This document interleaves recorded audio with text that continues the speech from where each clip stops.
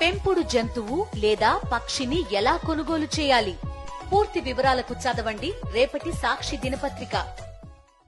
విజయవాడలోని వరద ముంపు ప్రాంత ప్రజలకు వైఎస్ఆర్సీపీ అండగా ఉంటుంది. ఇప్పటికే వరద వచ్చిన దగ్గర నుంచి కూడా అన్ని రకాలుగా వరద బాధితులకు అండగా ఉంటుంది. 1 లక్ష పాల ప్యాకెట్లు పంపిణీ చేశారు. అలాగే 2 లక్షలకు పైగా మంచినీరు బాటిల్ను కూడా పంపిణీ చేసిన పరిస్థితి. అదే సమయంలో ప్రస్తుతం వరద నుంచి చాలా వరకు కూడా అక్కడ ప్రాంత ప్రజలు కొంత కోలుకున్నారు. ఈ సమయంలో వారికి పూర్తిగా మరింత అండగా ఉండేందుకు వైసీపీ పార్టీ తరఫున ఇప్పటికే జగన్మోహన్ రెడ్డి ₹1 కోటి ప్రకటించారు. అందులో భాగంగానే ఇప్పుడు చూస్తే కనుక నిత్యావసరాలను పంపిణీ చేసేందుకైతే సిద్ధమైంది. మొత్తం ఇప్పుడు మనం చూస్తే కనుక ఏదైతే వరద ప్రాంతంలో ఉన్న బాధితులు ఎవరైతే ఉంటారో సుమారుగా 50,000 కుటుంబాలకు నిత్యావసరాలు అందించేందుకైతే కూడా ప్రస్తుతం ప్యాకింగ్ చేస్తున్న పరిస్థితి కనబడుతుంది. బంగాళదుంపలు, ఉల్లిపాయలు, అలాగే కందిపప్పు, అలాగే బెల్లం, ఆయిల్ ప్యాకెట్, అలాగే పాల ప్యాకెట్, బిస్కెట్ ప్యాకెట్లు, ఇవన్నీ కూడా మొత్తం 8 రకాల ఐటమ్స్తో ప్యాకింగ్ చేస్తున్నారు. వీటిలన్నింటిని కూడా వరద ప్రభావిత ప్రాంతాల్లో ఎవరైతే ఉంటారో ఆ ప్రజలకు ఇచ్చేందుకైతే మొత్తం సిద్ధం చేస్తున్న పరిస్థితి కనబడుతుంది. మొత్తం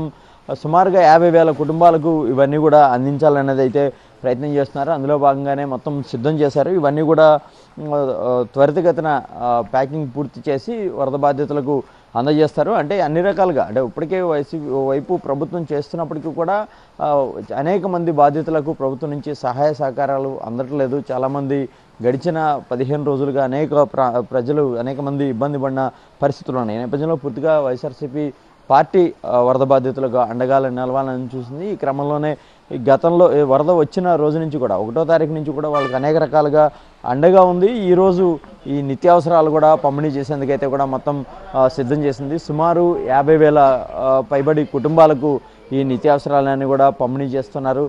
పూర్తి స్థాయిలో, అంటే వరద ఉన్నప్పుడు, వరద తగ్గిన తర్వాత కూడా పూర్తి స్థాయిలో బాధితులకు మేము అండగా ఉంటామని భరోసా ఇస్తున్నారు. ఇప్పటికే 2 సార్లు జగన్మోహన్ రెడ్డి వరద ప్రభావిత ప్రాంతాల్లో పర్యటించారు. సింగనగర్ కావచ్చు, అలాగే పాత రాజరాజేశ్వరిపేట, ఈ ప్రాంతాల్లో పర్యటించి వారికి అన్ని రకాలుగా అండగా ఉంటామని హామీ ఇచ్చారు. అదే సమయంలో వరద బాధితులకు మరింత సహకారం అందేలాగా ప్రభుత్వం నుంచి కూడా సాయం చేయాలని చెప్పి ప్రభుత్వం మీద కూడా ఒత్తిడి తెచ్చిన పరిస్థితి కనబడుతుంది. ఈ సమయంలో కేవలం ప్రభుత్వం నుంచి సాయం చేయాలని ఒత్తిడి చేయడమే కాదు, వైసీపీ పార్టీ తరఫున కూడా అండగా నిలబడతామని వైఎస్ జగన్మోహన్ రెడ్డి చెప్పారు. అదే క్రమంలో ఇప్పుడు నిత్యావసరాల పంపిణీకి మొత్తం సిద్ధం చేసిన పరిస్థితి కనబడుతుంది. కెమెరా పర్సన్ శివాత, అశోక్, సాక్షి టీవీ, విజయవాడ నుంచి.